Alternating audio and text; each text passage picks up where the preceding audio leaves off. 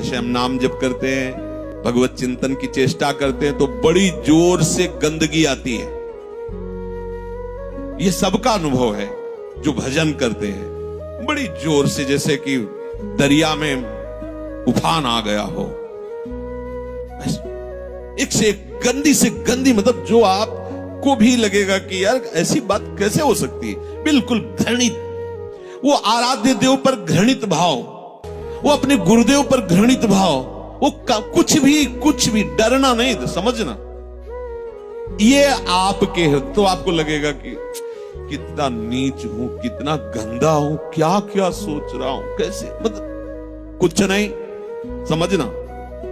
बिल्कुल तटस्थ भूमिका होनी चाहिए। मैं थोड़ी सोच रहा हूं ये सब गंदी नाली के कीड़े की तरह मन इंद्रिया भोगों में रहे, अब ये गंदगी फेंक रहे, बिल्कुल तटस्थ। अरे मैं प्रियाजू के लिए क्या सोच रहा हूं, मैं लालजू के लिए क्या सोच रहा हूं, और मैं गुरुदेव के लिए क्या बिल्कुल नहीं।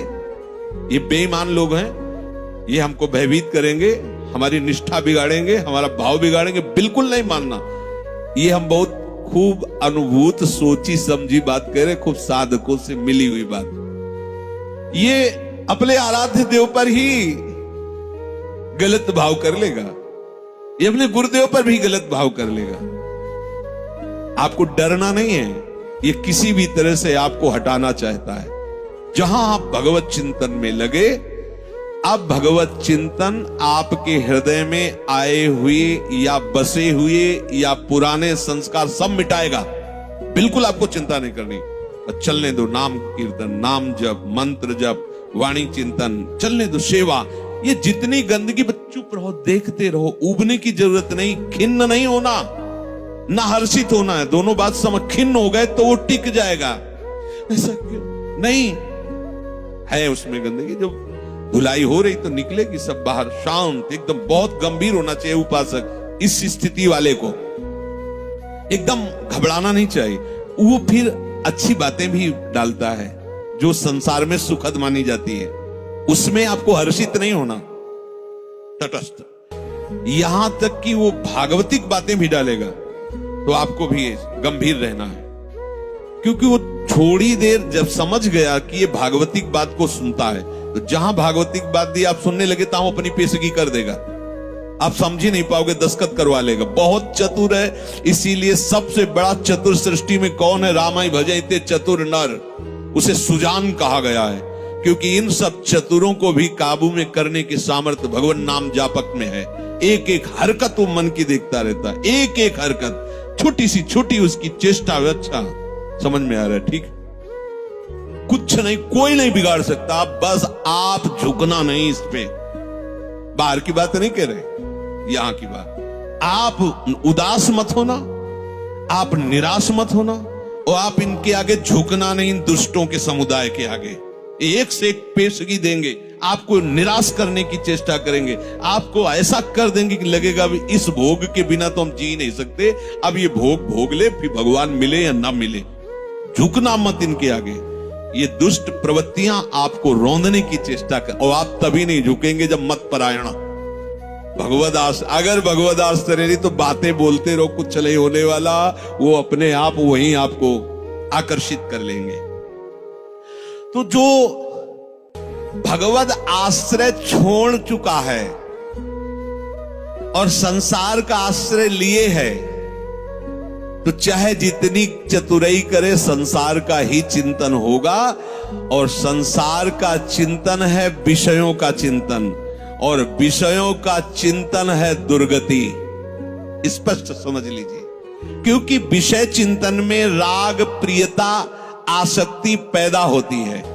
जैसे विषय चिंतन होता है, उस विषय चिंतन के प्रति राग होता है, प्रियता होती है। अगर ये वस्तु मिल जाती आज खाने को, ये भोगने को, ये देखने को, ये सुनने को, मजा आ जाता, आनंद आ जाता, ऐसा राग, प्रियता और आसक्ति और विषय सेवन की ललक अब रहा नहीं जा रहा। ये कब शुरू हुआ?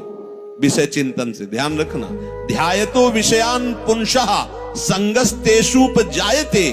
विषयों का ध्यान करने से, चिंतन करने से विषय संग अर्थात आसक्ति उसके हृदय में प्रकट होती है।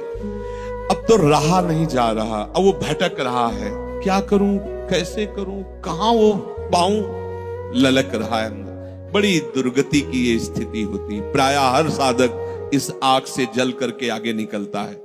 आग बुझाने की चेष्टा मत करना। इसमें अगर आपने थोड़ी भी बैलेंस बनाने की कोशिश की तो मार्ग छूट जाएगा। इस आग से ही निकलना है, पक्का तय करो। आग को बुझा करके निकलना है, कभी नहीं, निकल ही नहीं सकते। और जब आप इस आग में कूदोगे तो ये आग जलाएगी नहीं, चंदन हो जाएगी। बाहर से तुम्हें लपटें दिखाई देंगी, और जब अंदर प्रवेश करोगे कि हे प्रभु आपके लिए मैं जलूंगा, तो कहीं भी धुआं भी प्रवेश नहीं हुआ विभीषण के घर में। पूरी लंका राख हो गई, एक विभीषण कर गृह नाय। पूरा संसार जल रहा है, कामाग्नि क्रोधाग्नि लोभ, लेकिन भक्तों के हृदय में उसका धुआं भी प्रवेश नहीं करता, क्योंकि वहां भगवान का आश्रय है। विषयों का सेवन शरीर से भी ज्यादा घातक है मानसिक सेवन। समझना, साधक क्या समझता है कि मैंने कोई क्रिया तो की नहीं, अच्छा बहुत चतुर है, मानसिक पाप लगता नहीं, कलि कर एक पुनीत प्रतापा, मानस पुण्य होए और नहीं पापा। ओ बैठे बैठे बस, गलत बात समझिए। शारीरिक सेवन से ज्यादा गंदगी पैदा होती मानसिक चिंतन से।